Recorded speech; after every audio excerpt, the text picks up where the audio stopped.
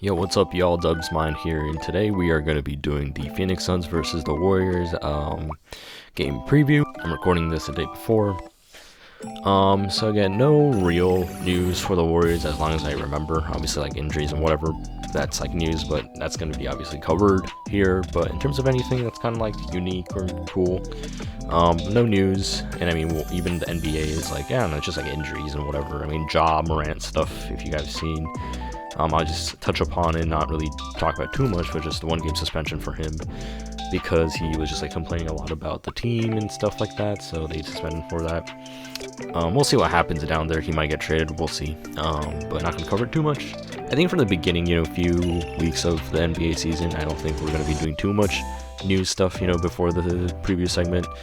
Mainly just because, again, not much stuff happens. Trades don't happen this early on in the season either, so just be on the lookout for this news section more towards later in the season. So yeah, let's just get right into it. So we got our ESPN matchup predictor here, or I guess matchup just page. So it's going to be at 7 p.m. So make sure to check that out. It's going to be Warriors at Chase Center, so, hopefully we win. Again, we're 3-0 at home. I'm really hoping, though, the next away game we really win because, like I said last video, like sound alarms if we lose to the Pacers, and we did. So we'll see what happens. I'm not really excited about that fact that we lost. Obviously, it's super early in the season. Obviously, it might not hurt, but it can also hurt us in the future. So, we'll have to see how it goes. But so far, the Suns are pretty, kind of mid right now. I mean, 3-4 isn't like that different from 4-3, but still they're under 500. And the matchup predictor has us winning with 78%, while they have it at 22%, which makes sense. But again, I don't want to go off that too much because, the Pacers one was exactly like this, essentially. Because obviously also Devin Booker scoring 30 points per game, that guy, obviously, he's just cooking. So you got to make sure to look out for him and make sure we just... I think it's just mainly been turnovers, though. Even the Pacers game, we just turned the ball over too much. And also, Steph just really hasn't gotten it going in these past 2 games, which is pretty surprising, just because I typically think he has a good bounce-back game after having a 1 bad game, not have 2 bad games in a row. So I'm really hoping Steph can get back to his usual level. So, injury report. They have a lot of main players out, too, so, I mean, hopefully we don't keep our guard down, but yeah. Ryan Dunn's actually going to be playing, most likely, probable.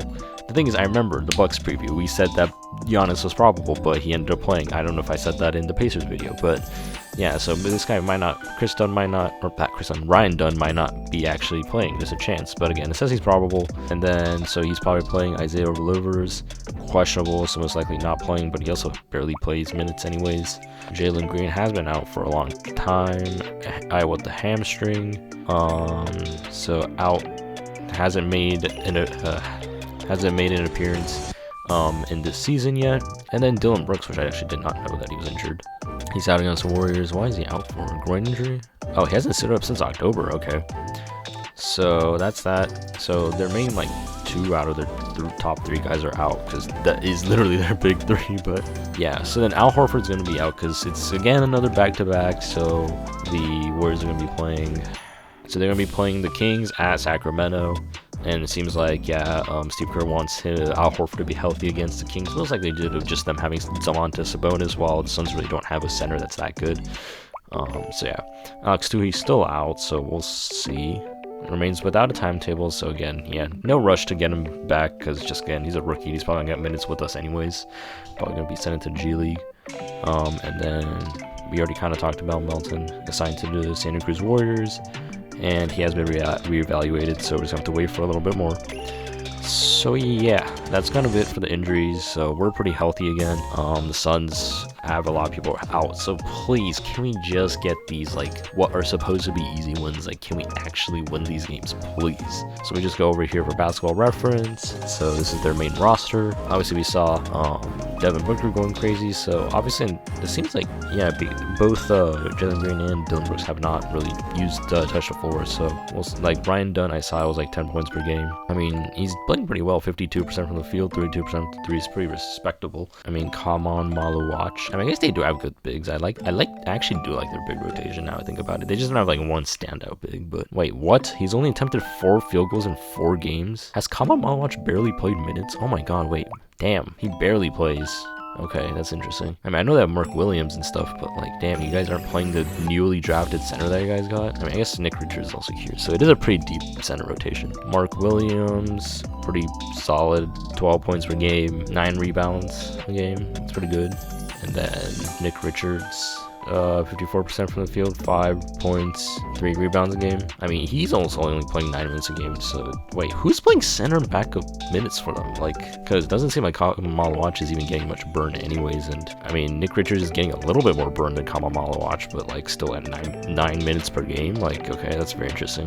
They're kind of really loading it all on Mark Williams. Okay, let's see, what is their team stats? So we got, they're the best in 3 points made actually, so their 3-point shooting is pretty elite, though their percentage is 11th. Oh yeah, because they take so many of them, because they're 4th in attempts, but they're 1st in makes, so that puts them at they're a pretty good 3-point shooting team. And then they're also a great ball moving team. They have a lot of steals too, 6th in the league in steals, so they do play, from what it seems to be at least, pretty solid defense at least. So I mean, let's see, opponent points per game is 22nd in the league. I don't know if that's like good or bad. Opponent ranked are flipped, right? So that means that's good, right? Because that's like a lower points, or no, wait, no. Okay, never mind. So they do suck at defense though. So the Warriors are like a top 10 defense-ish, with like 115 or 10 points per game, or points allowed per game, versus the Suns being 120.6, which is 22nd, so it's actually bad. I mean, they're good at forcing turnovers from what it seems, but then they suck at taking care of the ball too, though. At least that's what I'm reading, because their turnover is 29th, so they suck at keeping the ball, but they also make the opponent suck at also keeping the ball, which makes sense, because the 17 turnovers being similar numbers obviously puts them on the polar opposite of the spectrum, or the whatever you call it. So yeah, okay, that does make sense. Yeah, they do. So they are like, they make you turn the ball over, but they also aren't like the best defensive team, because again, they allow a lot of points because, you know, they're here. It seems like unless they don't get steals to make you turn the ball over, their actual defense itself, especially the interior defense, is not the best, because they're 10th in opponents, I'm assuming, at least 3 points percentage allowed, versus their 15th, which is lower when it comes to 2-point percentage. I mean, but also they commit a lot of, okay, this is what it is. They commit a lot of personal fouls, which allows the opponents to shoot a lot of free throws. Even though it is only 21st in the league, but they do commit one of the most amount of fouls in the game. So maybe they just commit a lot of non-shooting fouls, but which is maybe explains the reason why. Or no, never mind, because again, lower ranking is bad. They made sure they did that adjustment, so never mind. Yeah, so they do allow a lot of free throw attempts, because yeah, 28 is a more compared to the Suns themselves, and obviously the ranking goes up, so that makes sense. Yeah, okay, that makes a lot of sense. So yeah, they do allow a lot of free throws attempts. So that's the thing, you get them into foul trouble. That's how they're losing, I think, a lot of these games.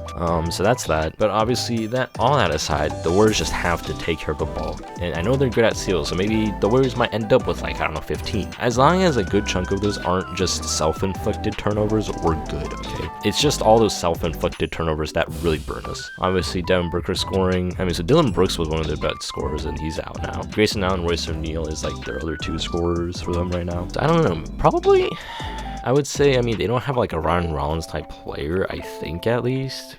So, I mean, keep Devin Booker in check pretty much. Grayson Allen will probably also have you maybe in check a little bit, and then everyone else can genuinely just do whatever they want. And again, X Factor, JK again, I honestly, again, we just haven't faced a team with good bigs so far, so every game has been JK. But I'll say also this one, maybe Moses, because he's going to be matching up with Devin Booker a lot, I feel like, defensively. Maybe even Will Richard, too. It just depends on who Steve Kerr runs more. I'm assuming it's going to be Moses Moody, but so obviously scoring from both of them, but also just they're going to be matched up on Devin Booker, so we'll see. They're going to most likely be the X factors in terms of, can you hold down Devin Booker to his under his season average whilst you yourself are, scoring? that's going to be the big question. So I think that's the matchup to watch probably for this game. And yeah, I think that's about it, though we went through a lot of stuff, like a lot more. I should probably check these two categories a lot more with like the team stats and then like the per game stats, but with the whole roster here. So yeah. So yeah, I think that's about it, though. Again, thank you guys for watching. Be sure to tune into this game at 7, and I will see you guys in another video.